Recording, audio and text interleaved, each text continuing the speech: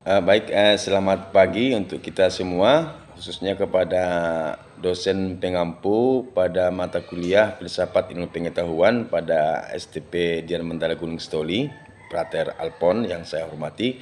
Perkenalkan, nama saya Edison Simandulang, berasal dari Paroki Pangaribuan, Keuskupan Sibolga di Daratan Tapanuli.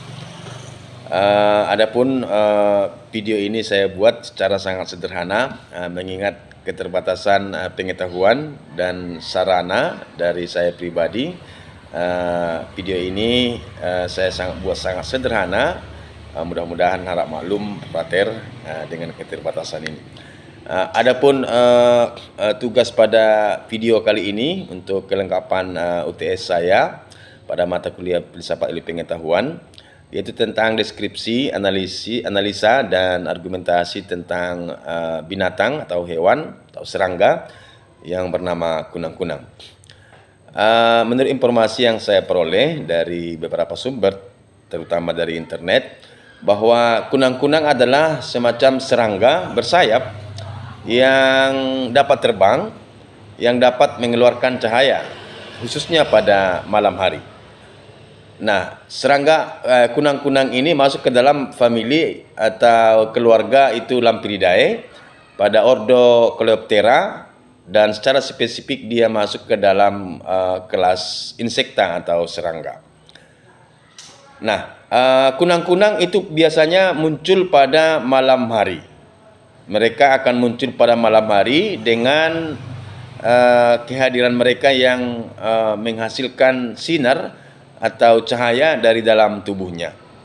Nah, setelah beberapa penggalian informasi yang saya peroleh, ternyata kunang-kunang itu bisa mengeluarkan cahaya dari dalam tubuhnya, dan ternyata di dalam tubuhnya itu kunang-kunang memiliki atau mengandung zat kimia yang sifatnya istilahnya bersifat luciferin. Nah, senyawa yang bersifat luciferin dalam tubuh kunang-kunang itulah yang menghasilkan cahaya pada malam hari. Dengan catatan cahaya yang dikeluarkan atau dihasilkan dalam tubuh kunang-kunang itu bisa mengeluarkan cahaya setelah senyawa tersebut berinteraksi dengan oksigen. Oksigen yang masuk dan dikontrol secara baik oleh kunang-kunang di dalam tubuhnya.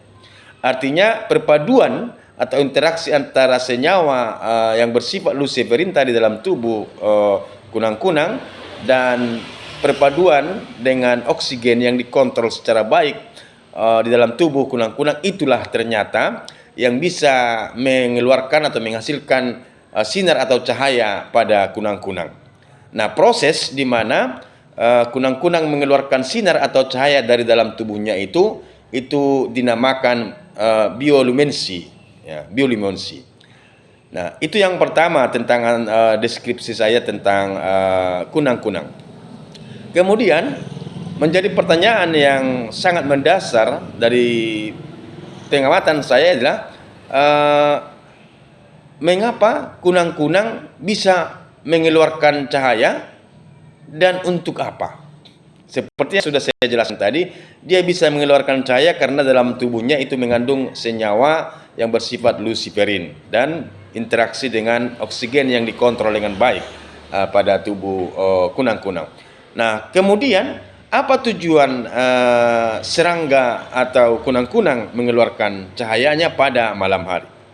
Nah, ada beberapa petunjuk atau pemberitahuan atau informasi yang akurat dari berbagai sumber yang saya peroleh itu, bahwa ketika kunang-kunang mengeluarkan cahaya, dia memiliki maksud atau tujuan. Yang pertama adalah dengan mengeluarkan cahaya, maka itu semacam perlindungan atau proteksi dari dalam dirinya sendiri terhadap pemangsa yang lain. Nah, secara tidak langsung kunang-kunang mau mengatakan kepada serangga atau pemangsa yang lain bahwa dia tidak layak menjadi target mangsa. Mengapa? Karena dia mengandung di dalam tubuhnya mengandung senyawa yang cukup berbahaya, yaitu yang bersifat luciferin tadi. Jadi semacam signal atau pemberitahuan kepada serangga yang lain bahwa dia tidak layak menjadi target makanan bagi serangga yang lain.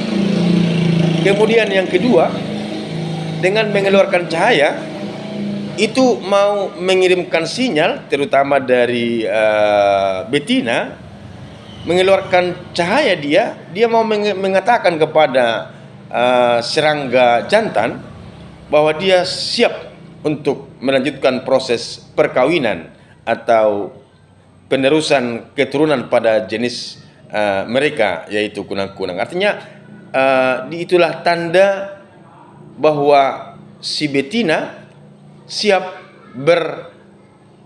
berproses di dalam proses perkawinan dengan kunang-kunang jantan. Itu adalah beberapa informasi yang saya peroleh mengapa kunang-kunang bisa mengeluarkan cahaya. Kemudian khususnya di daerah kami ini, kehadiran kunang-kunang pada malam hari itu pada zaman sekarang atau pada saat ini sudah sangat langka. Sudah sangat langka. Mengapa? Itu karena dipengaruhi oleh lingkungan terutama.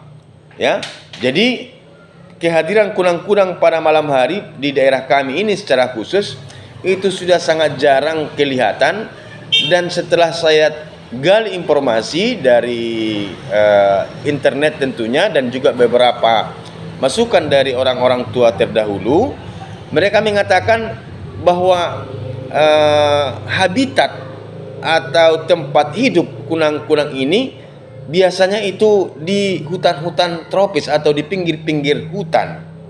Nah sekarang hutan-hutan tropis atau pinggir-pinggir hutan itu sudah tidak layak lagi mereka anggap sebagai habitat hidup mereka, sehingga mereka kemungkinan besar berpindah mencari habitat yang lain. Kemudian faktor yang berikut yang menyebabkan kehadiran kunang-kunang ini sudah sangat jarang atau bahkan langka pada malam hari adalah karena pengaruh lingkungan. Misalnya karena pencemaran udara atau pencemaran tanah, pencemaran air dan lain sebagainya. Jadi hal ini yang menjadi penyebab mengapa kunang-kunang pada saat ini sudah sangat langka kehadirannya, bisa kita lihat pada malam hari. Sehingga kalau suasana pada malam hari pada belakangan hari ini tidak lagi begitu menarik secara khusus, karena tidak ada lagi kehadiran kunang-kunang, gerombolan kunang-kunang. Karena dengan gerombolan kunang-kunang atau kawanan kunang-kunang hadir pada malam hari, pada suasana tertentu itu bisa menambah daya tarik tersendiri, baik dari kalangan orang tua, terutama dari kalangan anak-anak. Demikian, frater, yang bisa saya deskripsikan sedikit tentang tugas video pada pembuatan video ini tentang kunang-kunang. Saya sadar bahwa video ini sangat jauh dari yang diharapkan frater. Saya mohon maaf dan mohon bimbingannya untuk kedepannya. Terima kasih. Shalom, Horas.